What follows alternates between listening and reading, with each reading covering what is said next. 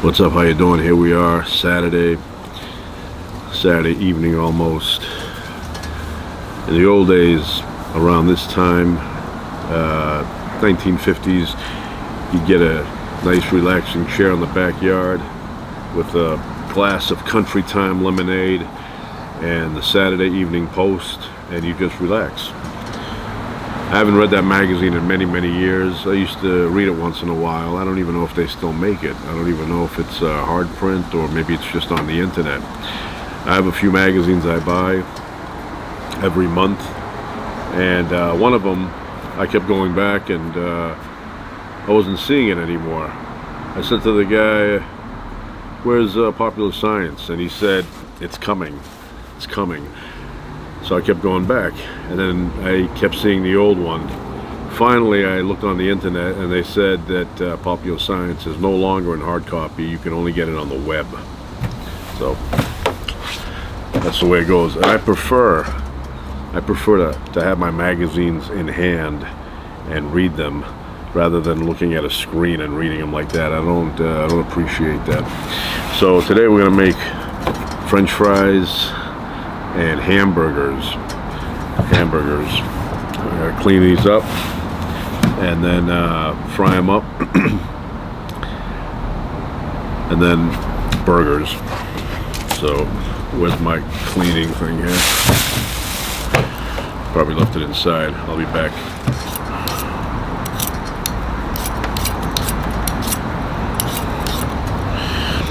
That's a pretty good invention, whoever came up with this. He probably went on Shark Tank in the old days and said, "I have a new idea on how to..."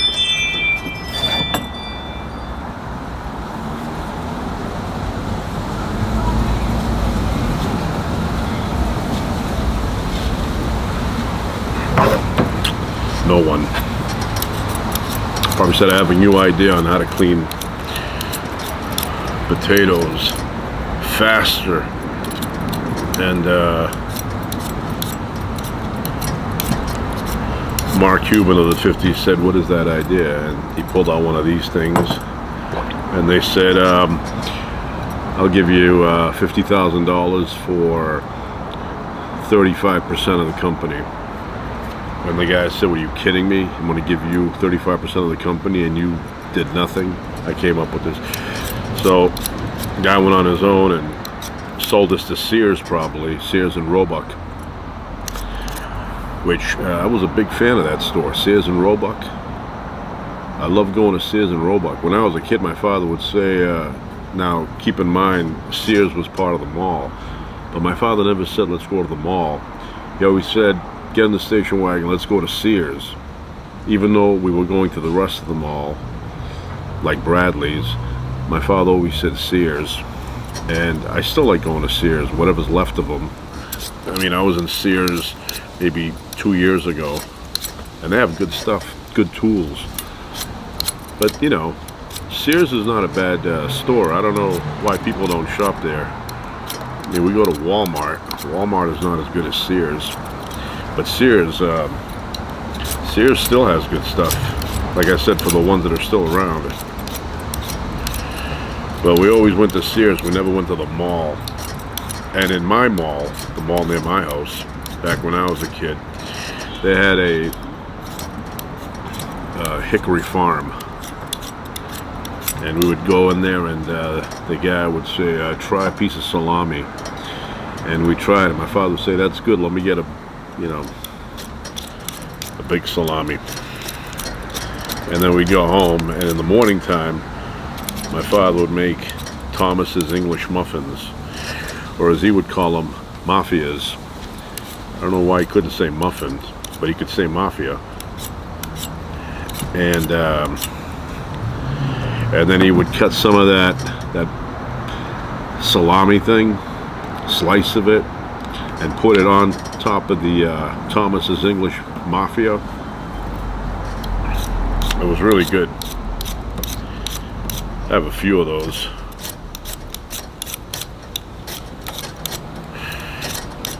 Plus, my father couldn't say blueberry muffin either. I mean, I mentioned this before, but he would always say blueberry McMafia. And I said to him, you don't need to put all that stuff in there. Just say blueberry muffin. Can you say blueberry muffin? And then we'd go back again, and he would say blueberry McMafia.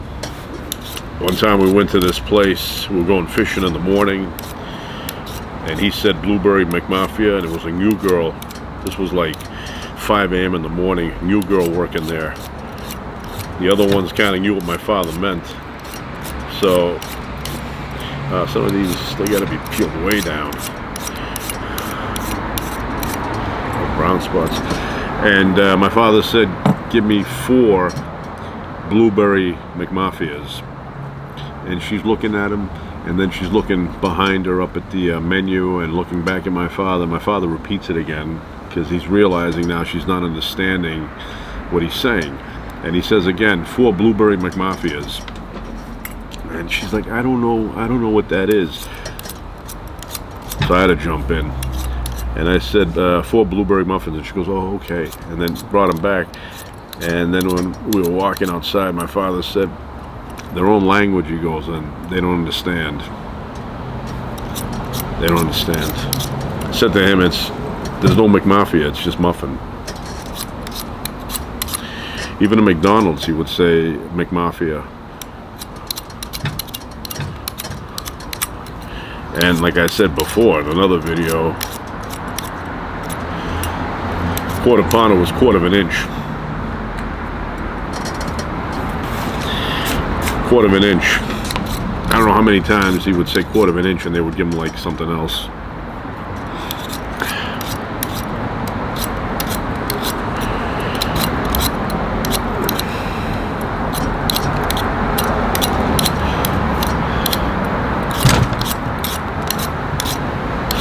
And you know, we'd go to McDonald's. My father would order stuff when I was a kid, and we would always be the last ones to get our food. Why? Because my mother could not eat the normal stuff. My mother always ate that fish thing, fish fillet, or McFish, McFillet, whatever the hell it's called, and she always wanted it plain. So we had to wait for a special order to be cooked just for my mother, because she didn't want to eat the tartar sauce. That's a wimpy car, or whatever that was, motorcycle. So yeah, my father would say the fish thing, the McFish fillet, whatever, and he would say plain. And the second I would hear plain, I would be like, oh, it's gonna be a train wreck. Now we're gonna wait here a long time. And even through the drive-through, they would say, can you guys pull over there and we'll bring you that plain fish. Then my mother would say, just order it with the stuff and then I'll wipe it off. Now they do it quickly. You go and you say plain, it's all done. I'm not a big fan of picky eaters. Tell my mother, eat that the way they give it to you. You know, if it has whatever it has on it, you buy it that way, you eat it that way. Get used to it, okay? Acquire taste, have it a few times, you're gonna love it after. Give me that plain stuff.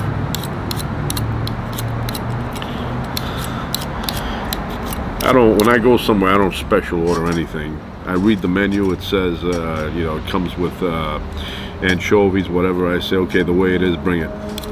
And I eat it. Otherwise, I'll get something else. Not a fan of special order people. They order things special way. And another thing I'm not a big fan of, people that back up into the parking space. What's the difference? You're robbing a bank, you have to get out fast. You back out, you still have to back out at some point, right? You back out when you go, I mean, you back in when you go, so what's the difference if you back out when you go, when you leave? People back in, I gotta be ready to go. And then if you have a car like a sedan, it's tough to put the stuff in the back because now your trunk is facing another car and you can't get in there. Just park normal. Unless the sign says you can only park here if you back in. That's different.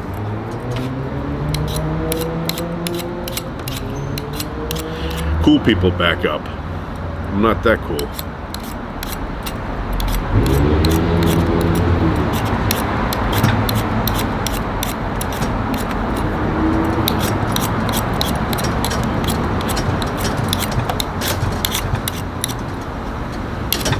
Another thing I'm very excited about in another week or so, Webb telescope. The Webb telescope is going to start functioning the way it should. They've done all the tests. It's all set up now, and they're going to start aiming it into special places of the universe. It's an infrared. They launched it December 25th, 2021, and it took a bit. It got there, and then 5 months after that, all the tests were done, and now it works perfectly. I'm very excited about that stuff because that's the way we learn. I mean, really learn about our existence, where we are. To me, the universe is weird that it actually even exists. You know, it could just as easily be nothing. I mean, nothing, not even empty space, just nothing. Non-existence of anything, not even a proton or a photon or a, you know, a hair off a kangaroo. Nothing.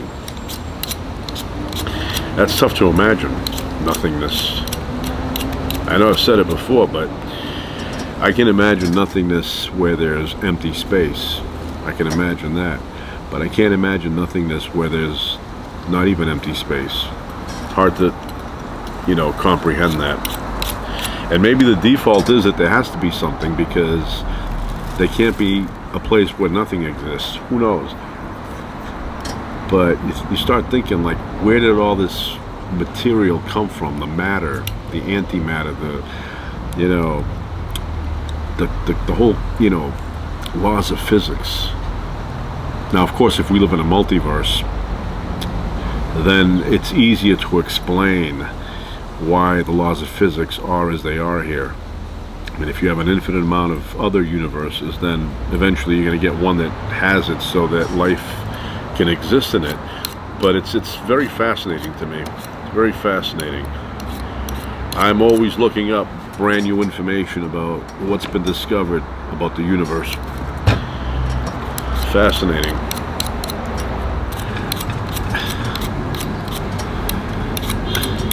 The other night there was a lunar eclipse. I was out here, I was looking for the moon, I couldn't find it. It was hidden in the shadow. I have an app that shows you where everything in our galaxy is. And so I was pointing it around, and it showed that the moon was over here. I couldn't see it, and then my daughter came out, and she goes, "It's right there." And I looked, and it was like very dim, hiding behind the shadow. And I videotaped it. I'll post that later. But it was, you know, not bad. But the universe, to me, is fascinating, that there's something rather than nothing. It's tough to comprehend, especially when you're a kid. When I was a kid, I would constantly think about this whole concept of nothingness, including empty space. But I would always think about, you know, imagine if there was nothing, no reality, no humans, no nothing, no atoms, no, you know, the smallest thing, quarks, planks, no planks, nothing. Not even a, you know, a mothball. It's hard to comprehend. And here we are talking. But nobody knows. Nobody knows where all this stuff came from. Nobody. There are stories, but nobody really knows.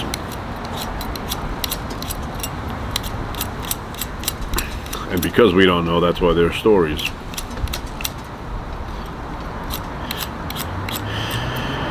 Clean the potatoes.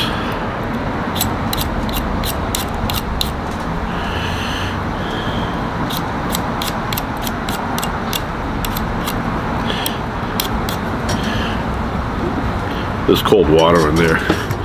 If you don't put them in cold water, they get brownish. You know, so that's oxidation.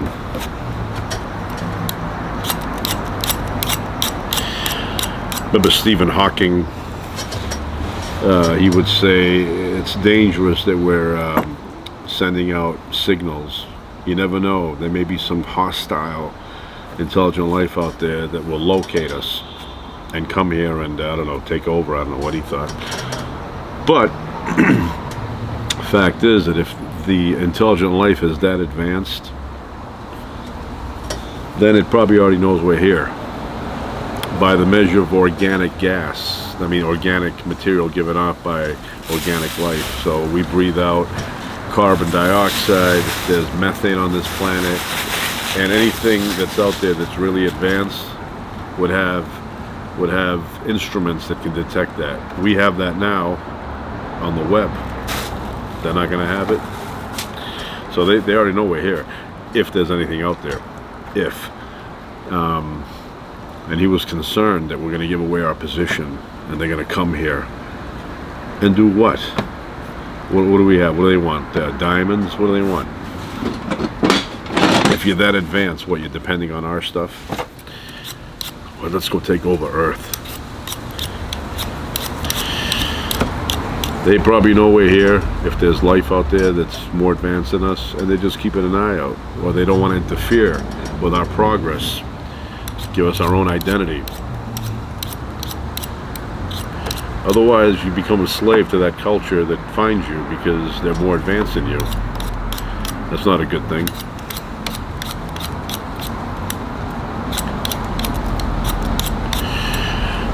You know, cleaning potatoes is almost like Zen. It's almost like you're meditating. Same thing with painting. When I'm painting a room or something, you know, something needs to be painted, you go into this, like, your mind starts running stories, things that happened in the past. You start, you know, zeroing in on things that are interesting to you. You know, I think of all sorts of things when I'm painting or, you know, walking. Your mind just takes off.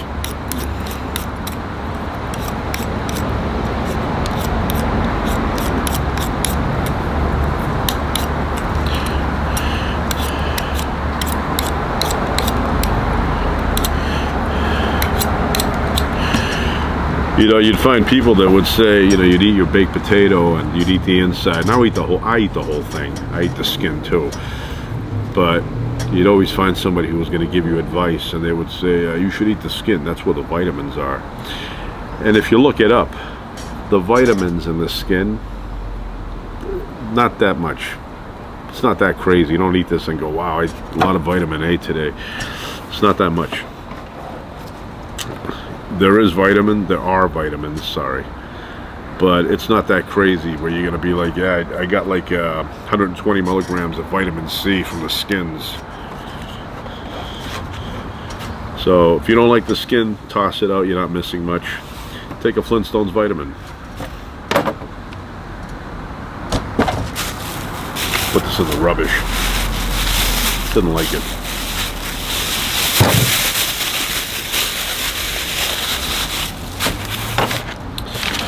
This is butcher's paper. I get a new piece. You wrap it up like a diaper, throw it out. I'll be back.